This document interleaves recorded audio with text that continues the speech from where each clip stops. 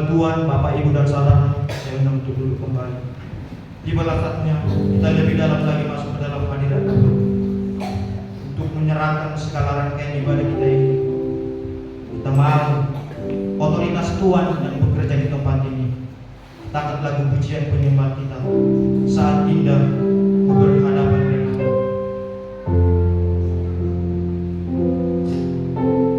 untuk mendoakan rangkaian ibadah kita ini. Dengan hormat kami undang Bapak Sintu Hutagao membawa kita ke dalam doa penyerahan.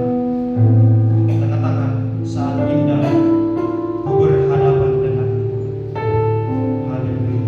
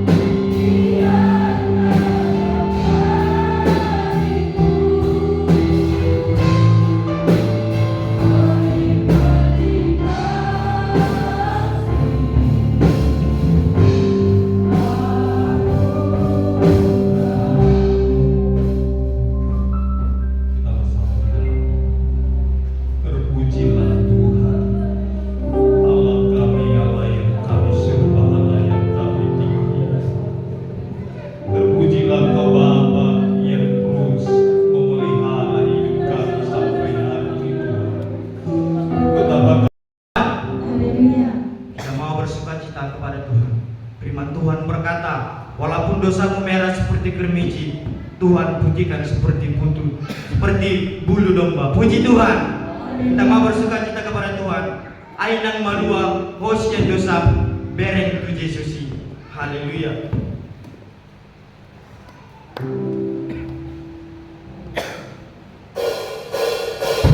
Kita bertepuk tangan memuji Tuhan.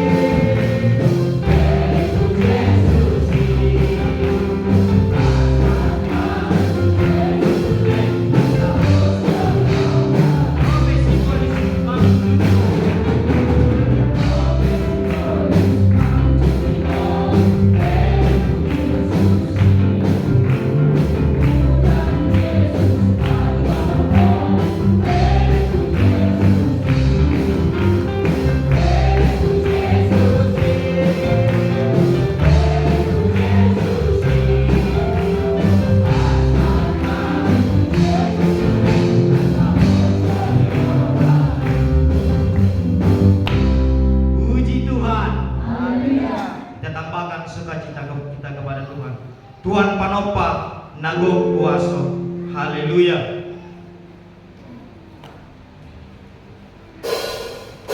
Kita bersuka cita. Tuhan panopa nago kuaso. Haleluya.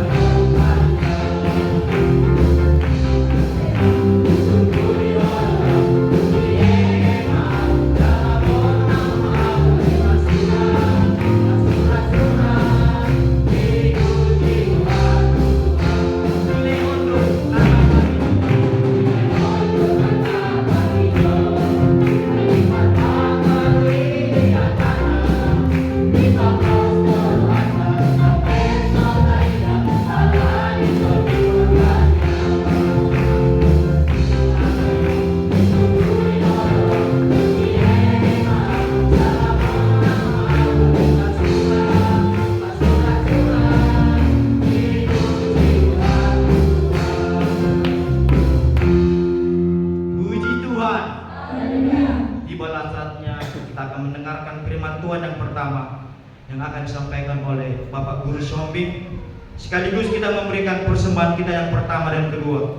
Di pertengahan pujian, dengan segala hormat kami undang hambanya. Kita angkat lagu pujian kita, Allah itu baik, sungguh baik bagiku. Haleluya.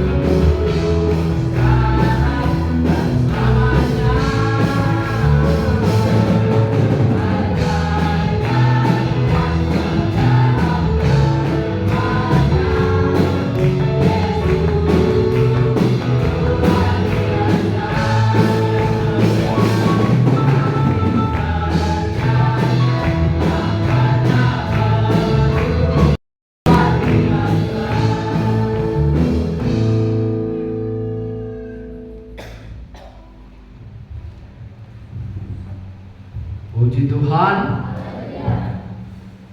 Kita bersyukur kepada Tuhan segala kasih cinta Tuhan dalam hidup kita.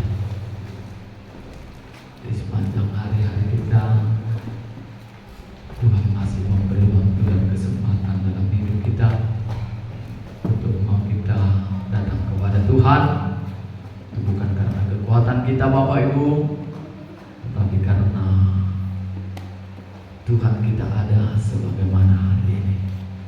Langsung kita membuka Alkitab kita di firman yang pertama yang tertulis di 2 Korintus 15 ayat 17. Maaf saudaraku, 2 Korintus 5 ayat 17. 2 Korintus 5 ayat 17, begini firman Tuhan.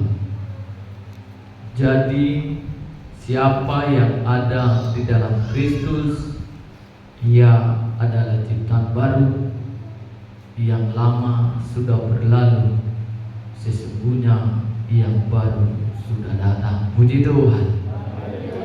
Saudaraku yang kekasih di dalam nama Tuhan Yesus, bagaimana firman Tuhan ini, surat Rasul Paulus ini yang kedua di tengah-tengah jemaat yang ada di Korintus, di mana dia kembali mengingatkan jemaat-jemaat yang ada di Korintus pada waktu itu, karena penyelamatan itu hanyalah datangnya dari Allah. Keselamatan itu hanyalah didasari dengan nama Tuhan Yesus kita, Kristus yang telah menebus kita, Kristus yang telah menyelamatkan kita lewat daripada kehidupan kita, lewat daripada kegiatan kita untuk memuji Tuhan. Maka disitulah kita membuktikan kasih karunia Tuhan yang Tuhan nyatakan lewat daripada hidup kita. Ketika engkau menjadi orang yang diselamatkan Tuhan hari ini, maka hari ini engkau tetap setia dan datang kepada Tuhan. Karena apa Bapak Ibu Saudaraku yang kekasih di dalam nama Tuhan Yesus? Karena Yesus telah mau menyelamatkan kita. Dia datang di tengah-tengah dunia ini demi saya dan saudaraku di pada saat hari ini. Oleh karena itu Bapak Ibu Saudaraku yang kekasih di dalam nama Tuhan, bagaimana firman Tuhan ini yang dikatakan oleh Rasul Paulus di tengah-tengah jemaat yang ada di Korintus. Dia dikatakan di sini, jadi siapa yang ada di dalam Kristus, ia adalah ciptaan baru. Ketika engkau datang di hadapan Kristus, maka engkau itu harus dilepaskan segala dosa-dosamu, engkau dilepaskan segala pergumulanmu, engkau dilepaskan daripada kutukan, engkau diperbaharui oleh karena datangnya Yesus di tengah-tengah dunia ini, sehingga engkau diciptakan menjadi hidup baru, engkau diciptakan menjadi orang-orang yang mengenal kebenaran firman Tuhan itu. Makanya Bapak Ibu Saudaraku yang kekasih di dalam nama Tuhan Yesus, banyak orang di zaman ini tidak mempercayai bagaimana hidupnya yang telah dilepaskan oleh Yesus Kristus, yang telah diselamatkan oleh Allah kita. Karena sudah banyak orang sekarang meyakini dengan pribadinya lewat daripada dunia ini. Kita mulut tabiring di zaman orang muda mendudainan. Banyak orang berbondong-bondong kepada orang-orang yang paranormal. Banyak orang yang berbondong-bondong kepada orang yang sudah mengetahui tentang daripada dunia ini. Banyak orang yang terikat mengandalkan kehidupan mereka di tengah-tengah keduniaan itu, karena mereka mempercayai itu. Mereka lebih dominan mengakui bagaimana kehebatan dunia ini, sehingga diarahkan mereka hidup mereka di tengah-tengah daripada persekutuan mereka dengan penyembahan berhala itu. Oleh karena itu saudaraku yang kekasih di dalam nama Tuhan Yesus, itulah yang dikatakan oleh Rasul Paulus ini, karena kita sudah menjadi ciptaan yang baru. Biarlah hidup kita yang lama sudah berlalu, sesungguhnya yang baru sudah datang. Kita akan memberikan persembahan kita yang ketiga kepada Tuhan. Kita angkat lagu pujian kita. Saudara, dengarlah sangkakala. Haleluya.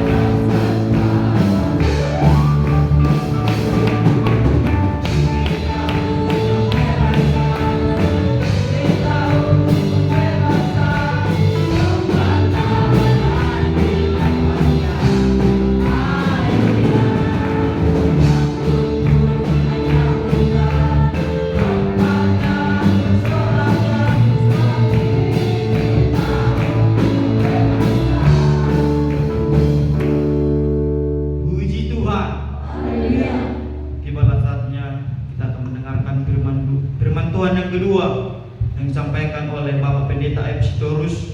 Dengan segala hormat hamba Tuhan, Bapak Ibu dan Saudara, saya undang untuk bangkit berdiri. Kita angkat lagu pujian penyembahan kita, Bila Hati Terasa Berat. Haleluya. Di pertengahan pujian dengan segala hormat kami undang hamba untuk menyampaikan firman Tuhan kepada kita. Bila hati terasa berat.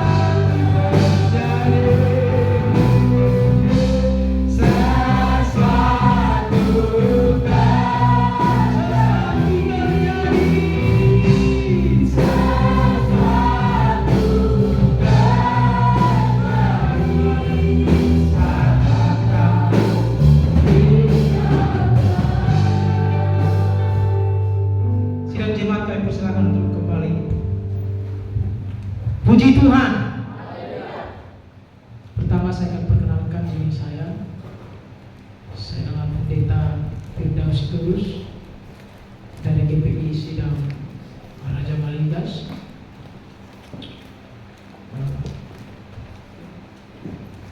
Istri Boru dan Pitupulu, kami dikaruniakan 2 orang anak, 1 perempuan dan 1 laki-laki. Kita bersuka cita pada siang ini oleh karena kasih dan kemurahan Tuhan yang boleh dinyatakan Tuhan bagi kita. Kita boleh melewati setiap waktu dalam perjalanan iman kita, dalam perjalanan hidup kita, dan penyertaan dan pertolongan Tuhan yang tidak pernah terlambat. Dia selalu ada di setiap waktu, di setiap ruang yang boleh kita lewati, karena kita adalah anak-anak Tuhan.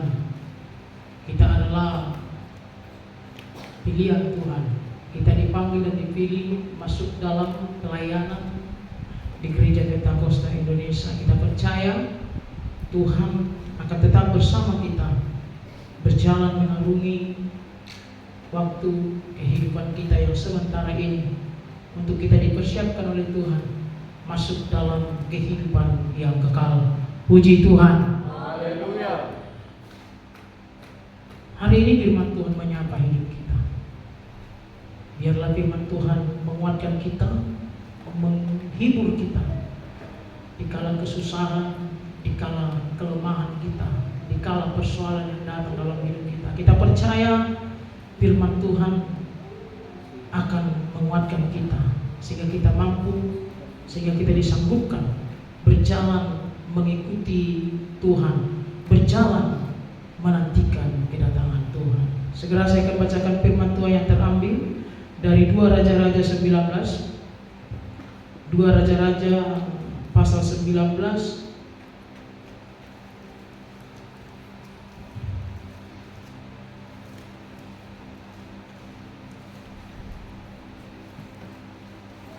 ayat 6.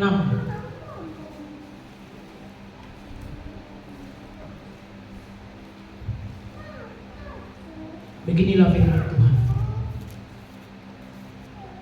Berkatalah Yesaya kepada mereka, beginilah kamu katakan kepada Tuanmu, beginilah firman Tuhan, janganlah engkau takut terhadap perkataan yang kau dengar, yang telah diucapkan oleh budak-budak Raja Asyur untuk menghujat aku.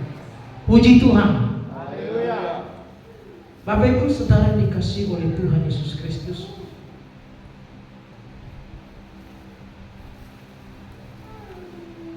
bagaimana firman Tuhan menguatkan Raja Hizkia, bagaimana firman Tuhan memberikan ketenangan, kedamaian bagi Raja Hizkia. Karena Raja Asyur adalah yang terkenal adalah raja yang kuat dan hebat. Dia banyak mengalahkan bangsa-bangsa yang lain, dan Raja Hizkia tahu itu. Tetapi kala itu Raja Asyur mencoba mengancam Raja Hizkia, dan bukan saja mengancam, bukan saja menekan Allah Abraham, Allah Isa, Allah Yakub, bahwa dia akan melenyapkan bangsa Yehuda yang dipimpin oleh Raja Hizkia. Ketika berita itu terdengar oleh pendengar Raja Hizkia, dia yang pertama dikatakan, segera sesudah Raja Hizkia mendengar itu, dikoyakkannya lah pakaiannya dan diselubunginya lah badannya dengan kain kabung, lalu masuk ia ke rumah Tuhan. Ketika dia mendengar sebuah ancaman Ketika Raja Hizkia mendengar dan merasakan ada tekanan di dalam hidupnya, ada ancaman yang luar biasa yang ingin melenyapkan hidup, yang pertama dia kerjakan dan lakukan adalah datang kepada Tuhan. Yang pertama dia lakukan adalah mencari Tuhan, bukan mencari dunia. Dia goyahkan hati, dia cerahkan sepenuhnya hidupnya, bukan setengah-setengah. Dia serahkan totalitas hidupnya kepada Tuhan, karena dia tahu bahwa dia tidak akan pernah sanggup melakukan segala pekerjaan di dalam hidupnya tanpa Tuhan. Di ayat yang sebelumnya firman Tuhan berkata, Raja Hizkia adalah raja yang diberkati oleh Tuhan. Oleh karena perbuatannya, oleh karena cintanya kepada Tuhan, oleh karena dia takut kepada Tuhan, maka Allah berkenan kepada Hizkia. Firman Tuhan mencatat lagi, apa saja yang dia kerjakan selalu berhasil. Apa saja yang dilakukan selalu berhasil, sebab Tuhan berotoritas atas hidup Hizkia. Karena apa? Dia melakukan yang menjadi kemauan dan kehendaknya Tuhan. Puji Tuhan. Haleluya. Ketika dia masuk dalam rumah Tuhan, dia berdoa, dia menangis. Dia sudah merasakan sebuah duka. Katakan dia menyelubungi badannya dengan kain kamu. Kain kamu adalah sebuah duka. Tidak ada lagi harapan, tidak ada lagi pertolongan yang lain. Dia datang kepada Tuhan karena dia tahu di dalam Tuhan ada sumber pertolongan. Di dalam Tuhan ada sumber kemenangan. Haleluya. Oleh karena itulah Yesaya memberikan kekuatan, meneguhkan iman dari Raja Hizkia. Makanya Yesaya katakan, beginilah firman Tuhan, janganlah engkau takut. Katakan kepada Raja Hizkia, jangan takut. Janganlah engkau takut terhadap perkataan yang kau dengar, yang telah diucapkan oleh budak-budak Raja Asyur dan yang menghujat Allah.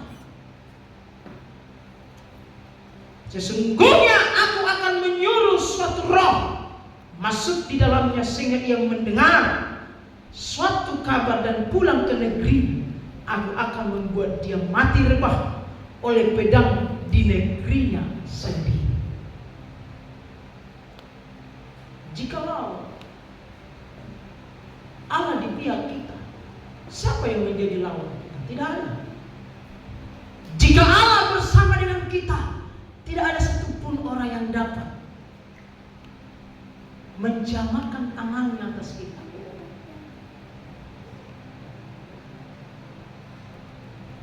Tiga pemuda tokoh Alkitab, Sadrak, Mesyak dan Abednego, karena mereka mencintai Tuhan, mereka mengasihi Tuhan. Perapian yang menyala, bahkan 7 kali lipat perapian itu menyala, tidak dapat menghanguskan mereka, karena mereka mencintai Tuhan seutuhnya, karena mereka mencari Tuhan, dan tidak setengah-setengah, tidak tanggung-tanggung mereka melakukan kesetiaan mereka, ketaatan, ketekunan mereka di dalam Tuhan. Ketika Raja Nebukadnezar mengancam mereka, mereka malah berkata, dilepaskan atau tidak dilepaskan. Kami tidak mau menyembah patung Raja Nebukadnezar. Disinilah diuji kesetiaan orang-orang percaya yang dicari. Mungkin ketika keadaan itu ada saat ini, bagaimanakah saya dan saudara? Jika engkau tidak benar-benar cinta kepada Tuhan, engkau akan menyembah patung itu karena engkau takut perapian yang menyala itu.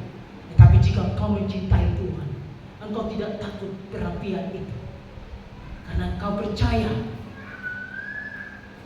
Tuhan pasti menolong, Tuhan pasti turut bekerja. Seperti tema kita ini ketika aku baca, bertahan pada kesudahannya sampai Tuhan turut bekerja melampaui apa yang kita pikirkan. Puji Tuhan. Jika kau bertahan dalam hidupmu, bertahan dalam mencintai Tuhan, bertahan dalam mengikuti Tuhan, Tuhan akan turut bekerja dalam hidupmu. Di luar kemampuan, di luar pikiran kita. Karena konsep surga dinyatakan bagi orang percaya bukan yang kita ketahui, bukan yang kita pahami, tetapi konsep surga dinyatakan bagi orang percaya seperti firman Tuhan katakan, apa yang tidak pernah dilihat oleh mata, yang tidak pernah didengar oleh telinga, dan yang tidak timbul dalam hati, itulah yang disediakan Tuhan bagi setiap orang-orang percaya. Puji